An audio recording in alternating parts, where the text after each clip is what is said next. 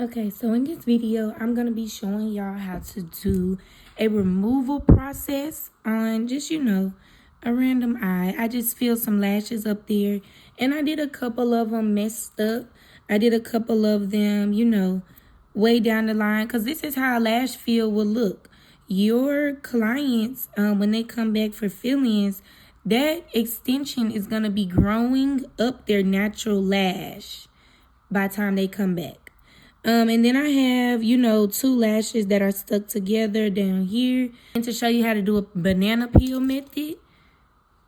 The banana peel method is just literally where you grab the extension with one tweezer and the natural lash with the other and pull them apart. Without, that doesn't cause any damage to the natural lash. But the first one I'm going to show y'all is how to do a pop-off method. So when your client is coming in for a fill-in, you want to remove all of these grown out lashes to replace them with a new lash that'll be closer to the lash line. And see, I got another one that's stuck together to show y'all how to do the pop-off method. But this one right here, I meant to show y'all how to do the banana peel. I'm sorry. I'm messing up. It's early in the morning, y'all. It's 8 a.m.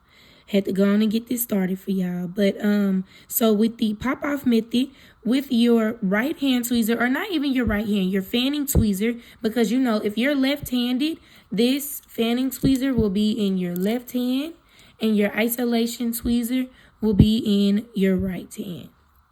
But I am right-handed, so my tweezer is in my fanning tweezer is in my right hand, and my isolation tweezer is in my left. So you're going to take that grown out lash extension and you're going to isolate it.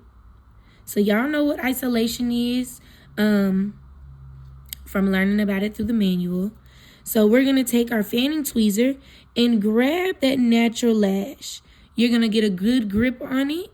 And what you're going to do is you're going to take that isolation tweezer and go to the base of that fan. All you're going to do is push it up just a tad bit just to get it to pop off. This one is stuck on pretty good. But as you see, it did come off. And that is not a natural lash. That is just part of the extension where it was wrapped around this natural lash. It just came off.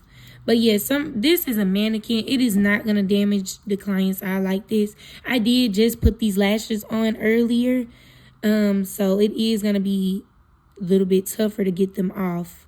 So these two lash extensions are stuck together. So when you have problems like this is called a sticky.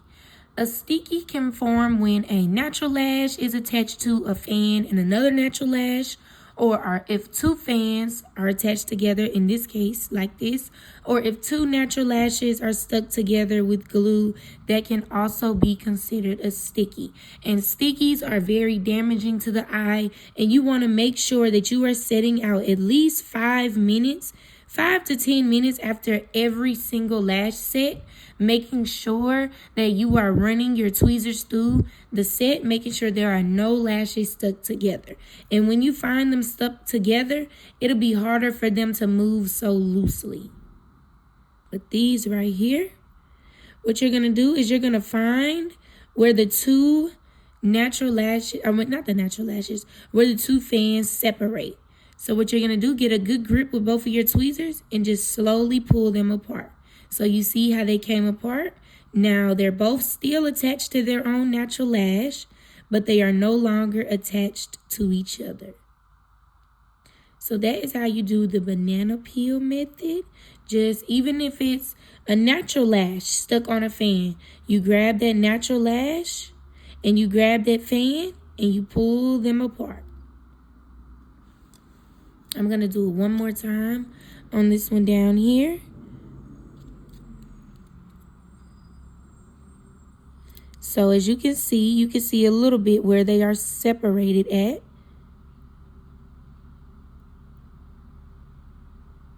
So you just want to pull slightly. It may look like I'm pulling them hard, but I swear I'm not. I'm going soft and slow. Now they are separated. They can move freely now. They're not stuck together. We're going to do one more pop off. I'm going to do this one right here. So you guys can see one more time. With your fanning tweezer, you're going to get a good grip on that natural lash. I like to go from up underneath. I have a good grip. Now with my isolation tweezer, I'm going to get right up under that extension base and just pop it right on off. And as you can see, there goes that extension right here. And no natural lash came off with it. Remember what I said? From me wrapping it, those are just the extensions coming loose from that natural lash. Okay, y'all. So in this video, I'm going to be showing y'all how to do a removal process using a cream remover. This is what a cream remover looks like. A gel is more of a liquid consistency. I don't really like gel cream removers because it is more liquidy and it's more prone to getting into your client's eyes. So I wish I had a real live model to show you this actual demonstration, but you guys have seen the tape down methods, so you know how far up you need to be placing these iPads and tape. So with this iPad right here, like the other taping methods, you use an iPad to pull the bottom of the lashes down. But in this case, you want this iPad to cover the whole entire bottom lash. The whole entire. Because you don't want any of this stuff to get into your client's eyes, potentially causing damage.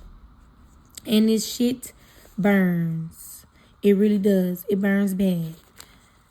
So to be on the safe side, let's just make sure all those bottom lashes are taped down. And I just took a piece of tape because this is a mannequin and it doesn't stick as well as it would on the actual client. So when doing your cream remover or your removal process, you want to use as many of these as you can. Because when you use one, dip it in here and put it on her natural lash, you never ever want to use this same one and dip it back in there to get more, okay? So I'm going to demonstrate that here. So when getting your first little bit of remover, just get a little bit.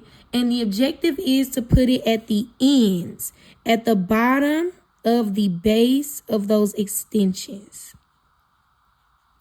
Because that is where the glue is attached to.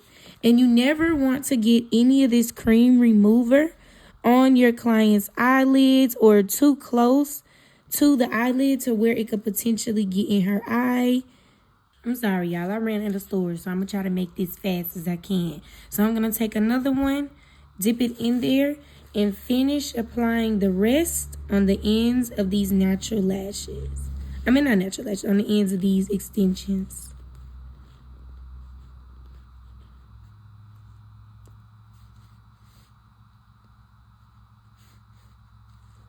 So now is the waiting game. Every time I get done with this, I just let my client's eyes sit there, tell them not to move, don't do too much talking, not too much laughing, not too much movement of the face.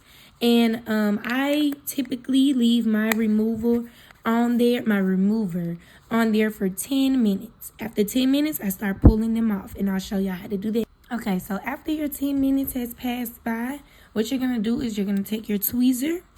And I normally hold the eyelid down on a regular person, and I just slide those extensions right on off.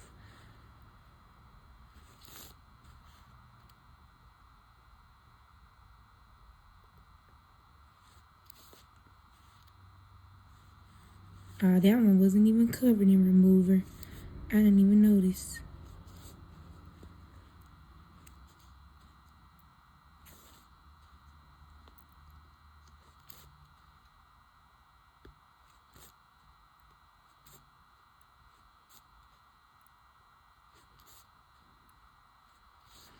Boom. So once you have all those lashes off, what you're going to do is you're going to take another one of these and you're going to clean all of that excess remover off of your client's eye.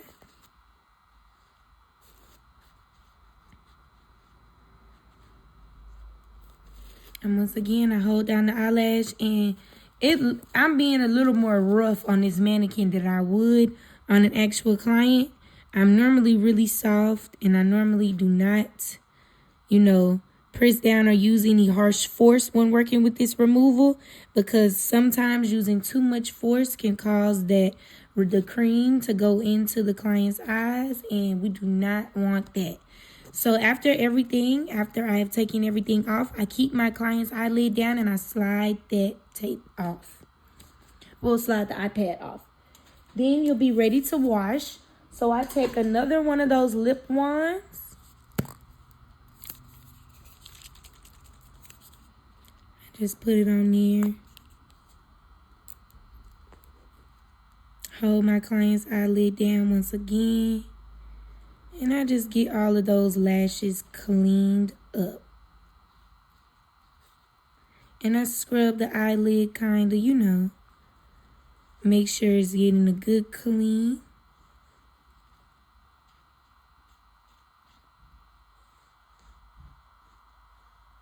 You always want to make sure all of that cream remover is off so that it doesn't leave any white marks. I'm sorry, y'all. I had somebody come in. So after you have everything washed, you're just going to take a rinse bottle and, just like a regular cleanse, just clean those lashes up. And you see, I do have a little bit of that white stuff on there, but there's nothing that you can't get rid of.